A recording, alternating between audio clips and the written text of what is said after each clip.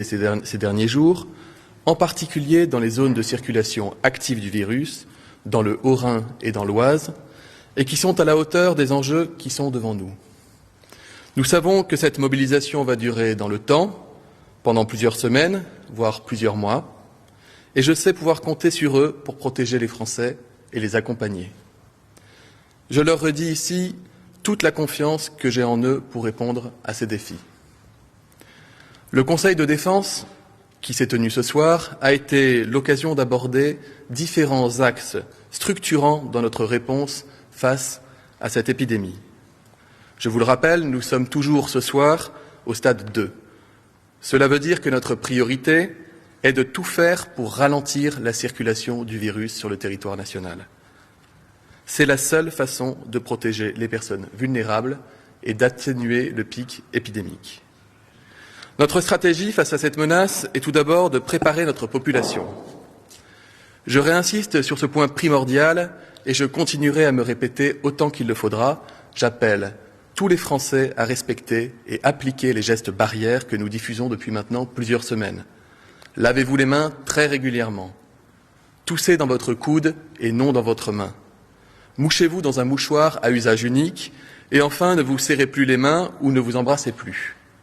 Ce sont les petits gestes qui participent à la plus grande protection et qui nous permettront de ralentir efficacement la propagation du virus.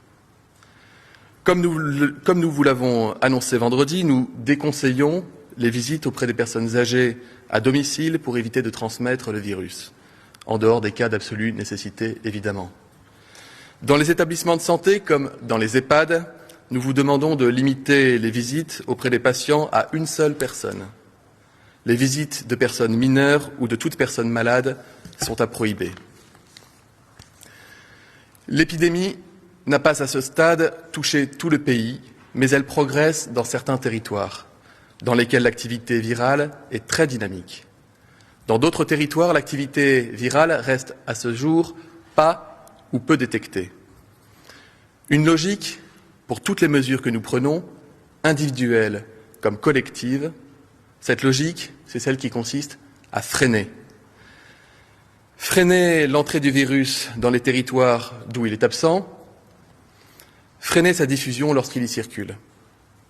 Le freinage s'organise donc de manière distincte selon les territoires et durera aussi longtemps qu'on constatera sa légitimité scientifique.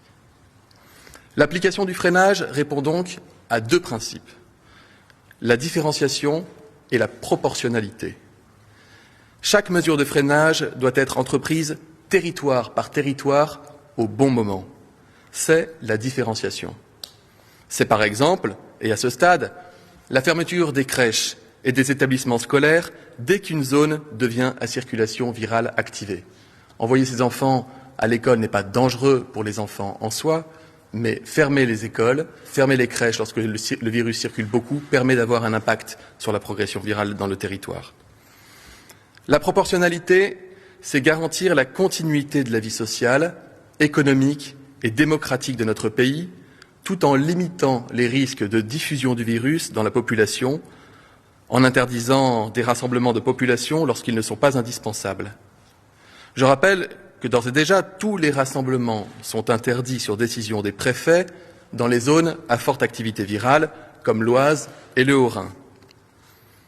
À l'échelle nationale, tous les rassemblements de plus de 1000 personnes sont désormais interdits. Les préfets, les ministères feront remonter une liste d'événements considérés comme utiles à la vie de la nation. Je précise que les manifestations en feront partie, tout comme les concours par exemple, ou encore le recours au transport en commun, qui sont des activités utiles à l'activité de la nation.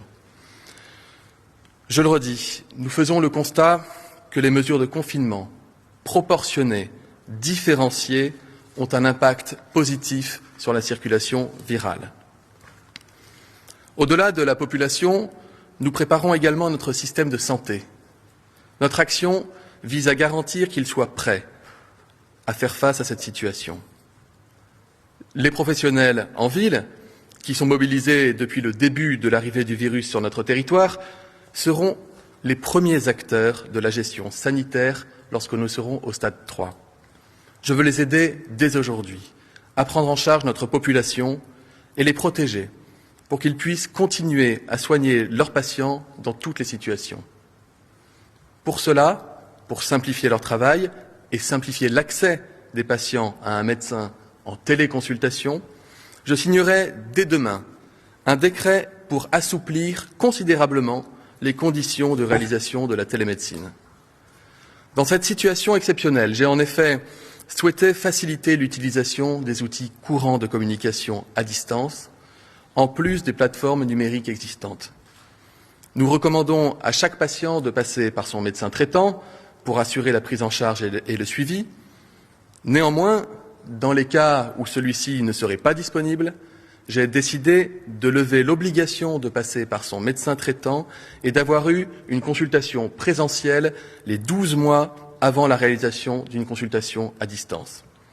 Ainsi, chaque patient pourra, dans son territoire et sur tout le territoire, avoir accès à une téléconsultation quand il en aura besoin. Je pense également à l'hôpital, qui accueille déjà certains des patients les plus graves. Le Premier ministre a annoncé vendredi soir la possibilité de mettre en place le plan blanc dans tous les hôpitaux de France. Ce dispositif nous a permis de préparer le système hospitalier à répondre à la demande attendue dans les jours à venir. Certains hôpitaux, dans les zones de circulation active du virus, font déjà face à une forte affluence. Je suis de façon très étroite l'évolution de cette situation et assure que l'État met tout à disposition pour leur permettre d'accueillir la population dans les meilleures conditions.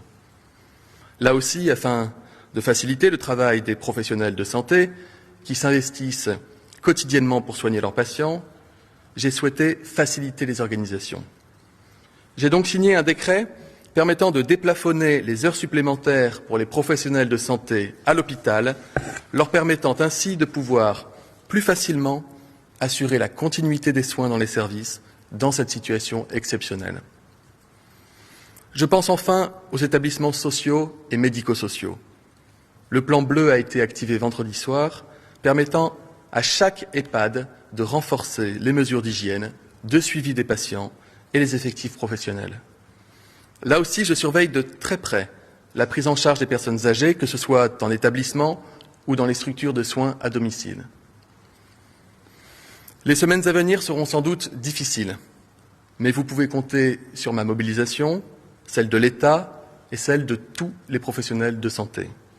Les Français ont toujours su faire face aux situations les plus complexes, les plus difficiles.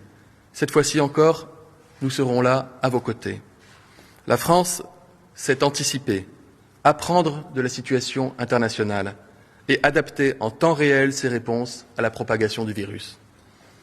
Les mesures que nous prenons sont évolutives, je le répète, adaptées à chaque territoire, sur chaque territoire, et nous permettent ainsi de garantir une réponse proportionnée face à cette situation.